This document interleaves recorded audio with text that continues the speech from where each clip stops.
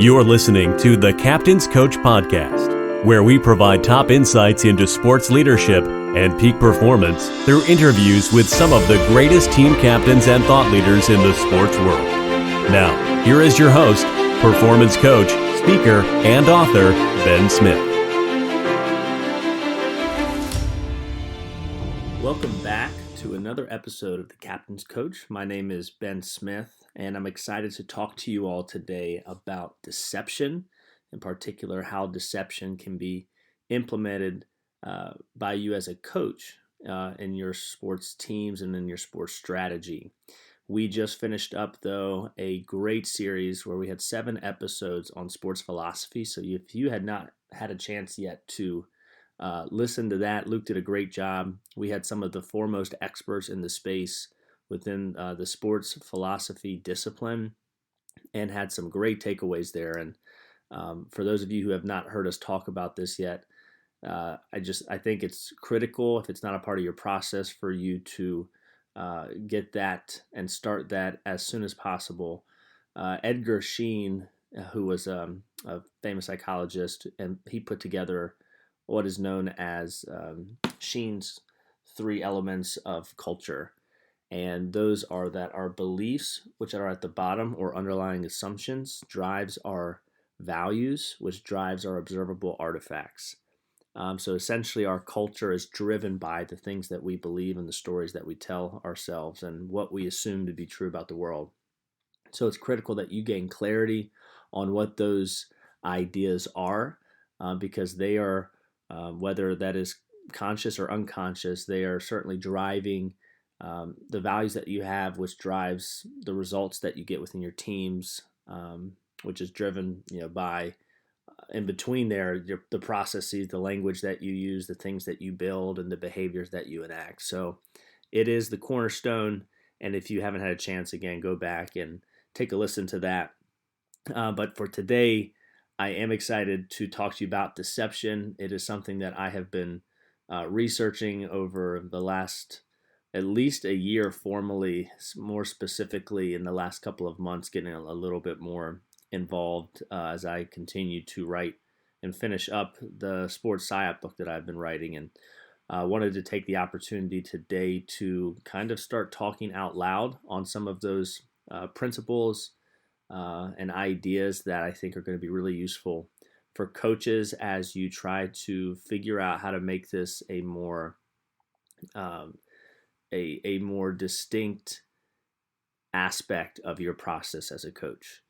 And in particular, this series is going to be 4 episodes as I see it today. Today we'll be doing an introduction and also talking a little bit about the why behind deception. Episode 2 will be about the what. Episode 3 will be about the models of deception. And episode 4 will be how do we really apply all of those things that we know to be true about deception and those models and frameworks, and how do we apply that as a sports coach. So again, very excited to dive into this with you. And it would be difficult for us to talk about deception and not first bring up Sun Tzu. So I figured I'd start with one of his quotes that might set the scene here.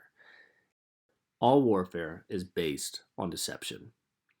And that's a bold claim, and one that I would agree with. And sports is very similar to warfare. And so if this is not a part of your decision-making process, you are in the right place to learn how to make it so. Now, how I'd like to start this this episode is really focused around the why behind deception and a little bit of the what, but definitely going into more specifics next episodes on that aspect of deception. But want to just provide a general ideas to the nature of what deception is and why you should really consider this as, a part of your strategic process. And I'd love to tell a story to orient ourselves about General Beauregard, who was one of the generals for the South in the Civil War. And at one moment during this war, he found himself surrounded by Union forces at the city of Corinth. And so he had a major deficit. He was facing a 2-to-1 ratio in terms of troops. He had very little supplies left.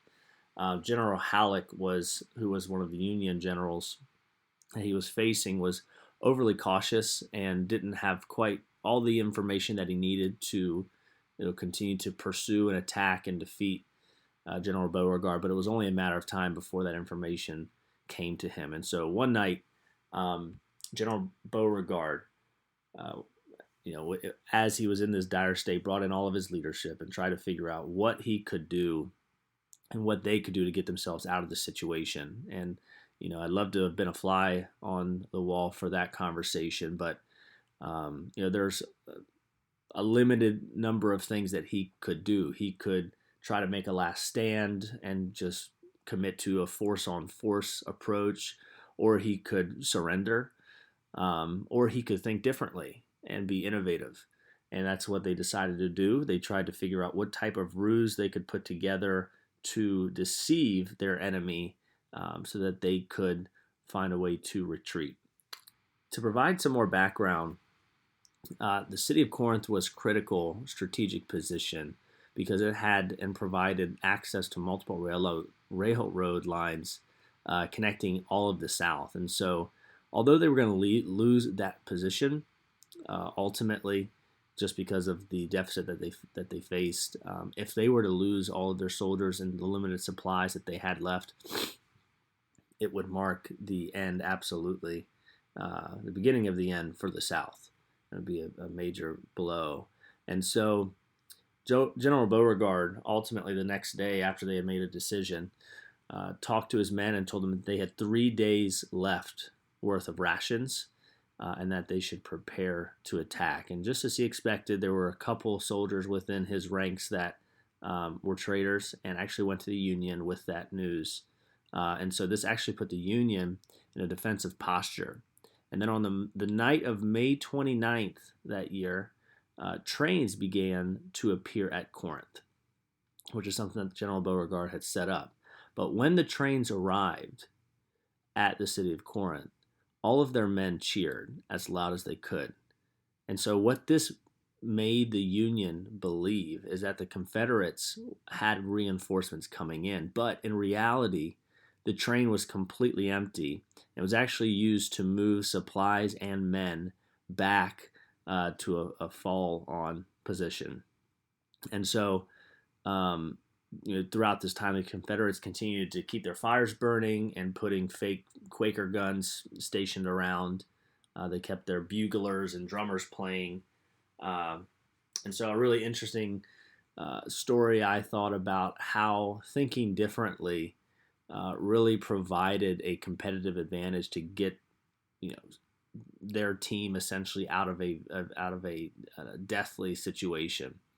And ultimately, what this was General Beauregard depicted a false reality for his enemy in an attempt to influence their decision-making process from leadership that would lead to their own personal and tactical gain. And ultimately, that is what deception is. It is any attempt by words or actions intended to distort another person or a group's perception of reality. And as was hinted by Sun Tzu earlier on, the art of war is built around your ability to leverage deception for your own advantage in battle. And we see this, throughout history. This is definitely not something new. From the Trojan horse to the Ghost Army in World War II, and then moving to sports such as the 2007 Boise State hook and ladder, or the classic, baseball's hidden ball trick. These are all brilliant deceptions that were planned and also executed to improve the odds of their team's success by actually making it easier to execute their plan.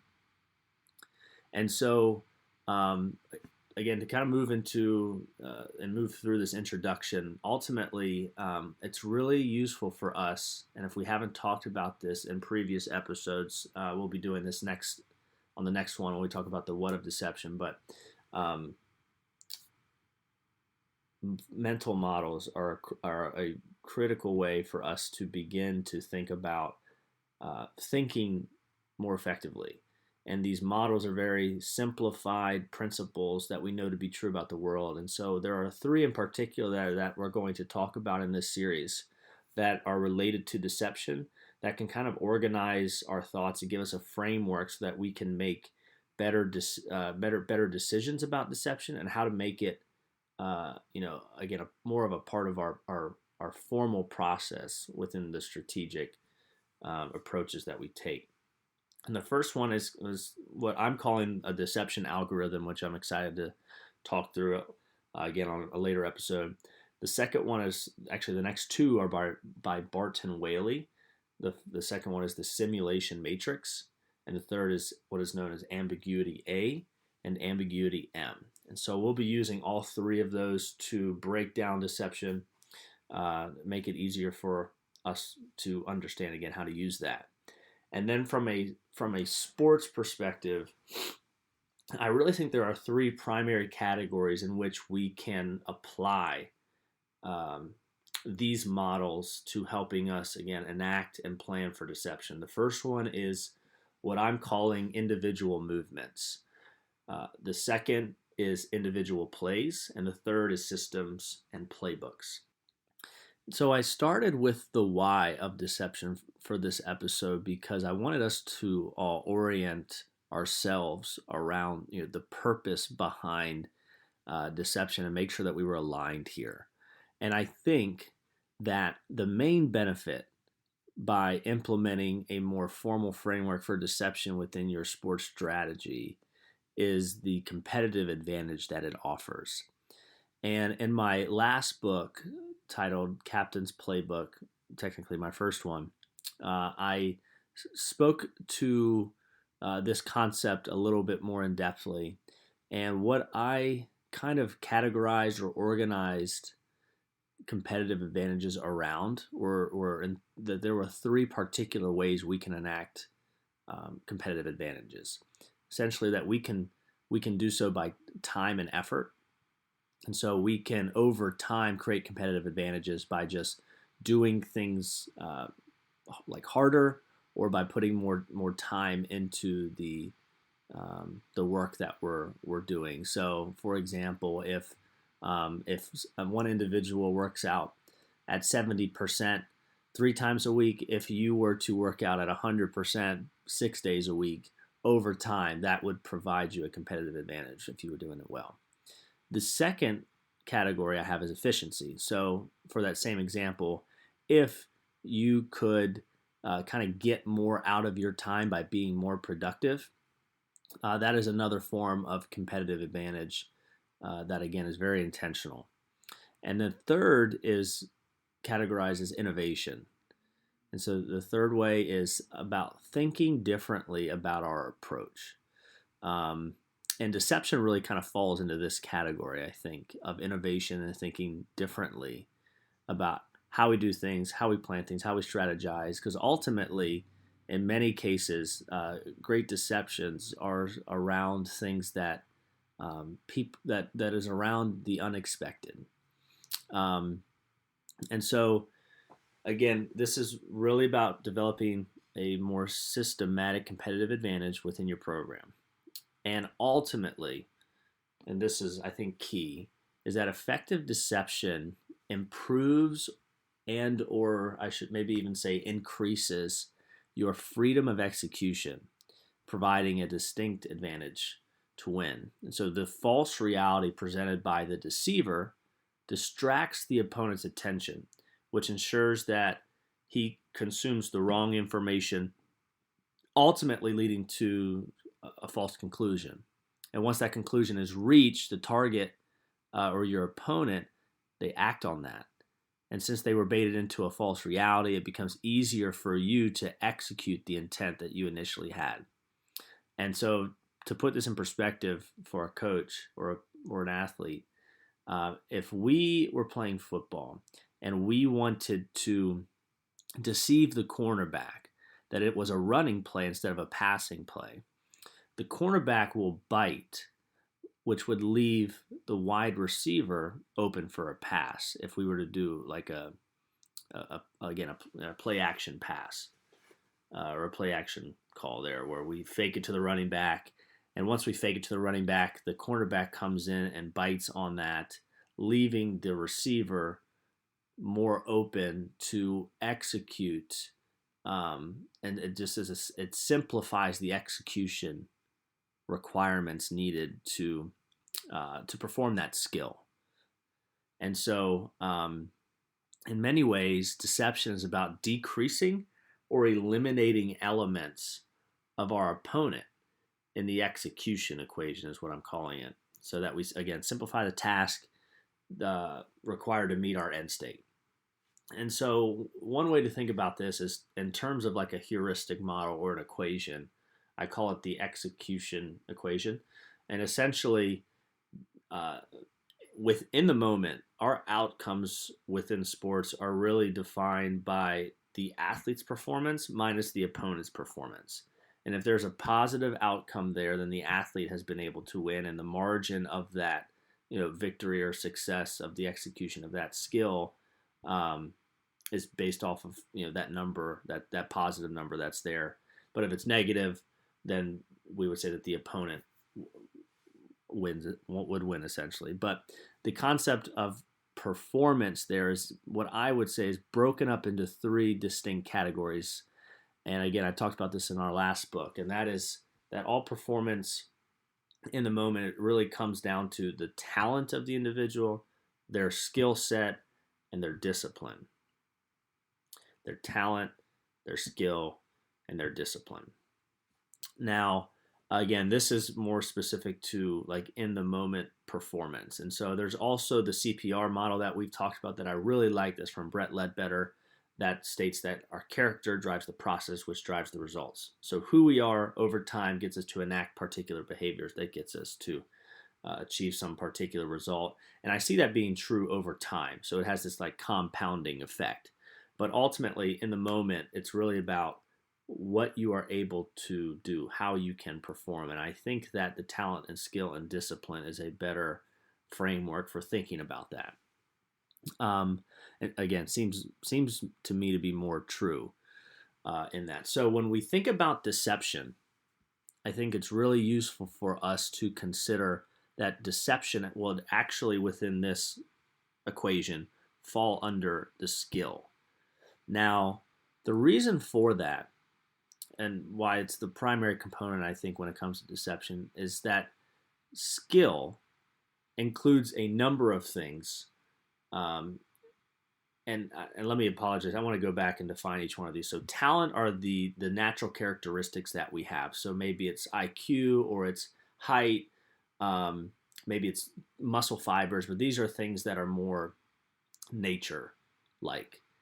Skill is more nurture, where these are the things that we have learned based off of our efforts, and basically the efforts that we've put together to developing a particular skill set. And then thirdly is discipline, and I see that as being a critical function, especially psychologically, is having discipline on the mental side and emotional side, which I definitely think plays a role in how we perform.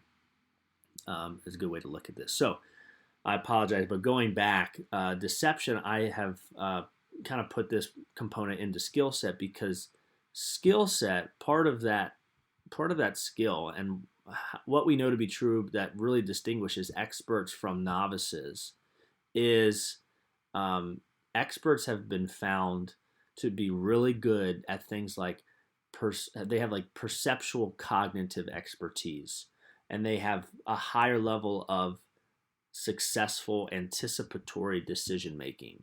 So essentially they're able to read the situation, read the bodily cues that are given off by their opponent. That is essentially information within the environment. They're able to take that more quickly and turn that into evidence for them to kind of make their own decision about how they should either act or react. And so that kind of leads us to one other really good framework, which is by Train Ugly. And Train Ugly has this framework that they pulled together, which I think is phenomenal. It's known as the read, plan, and then do. And so a lot of us as coaches just focus on the do part. We focus just on the actual movement pattern of the skill that we need to complete. So a lot of times, if it was baseball, it's just having a machine pitched and working on just the movement pattern of a correct swing, or hitting off a tee to work through particular aspects, again, of the swing. And those are great, and those can be useful. But if that were to be all that you were doing, you're missing what I would argue are the most critical components of the entire aspect of skill, in a sense, is this ability to read the situation, plan what you're going to do, and then conduct that action. There's a whole 2 steps that happen before the movement and the decision that you make. And so this read, plan, do mechanism really fits well with this concept of deception, because being able to read the environment and not just read it well, but then be able to decipher what is true and what is false based off of the very limited amount of information that you're able to pull from your opponents is critical, so that when you get to the do phase, that you are enacting a behavior, making a decision that is accurate of reality, so that you can be in the best position that you can be to execute what it is that you hope to execute.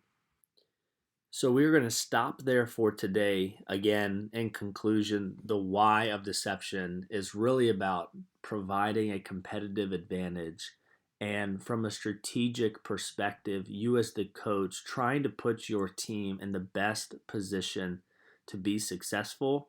And the way that works is by trying to decrease, or I should say increase, the freedom of execution that they have to be able to execute the skills that they know how to execute, and take the opponents, put them in a disadvantageous position by creating a false reality. So again, this was just an introduction. I'm really excited to talk about this more in our next episode, where we dive into the components and the what that is deception. In particular, I think we're going to talk more about how the military uses deception, and how the military itself even got most of some of its best frameworks and ideas about how deception works from magicians. So very interesting. I'm excited to kind of work through this out loud with you as the audience. Feel free to reach out if you have any questions or thoughts about this topic in general, and would love to hear back from you all.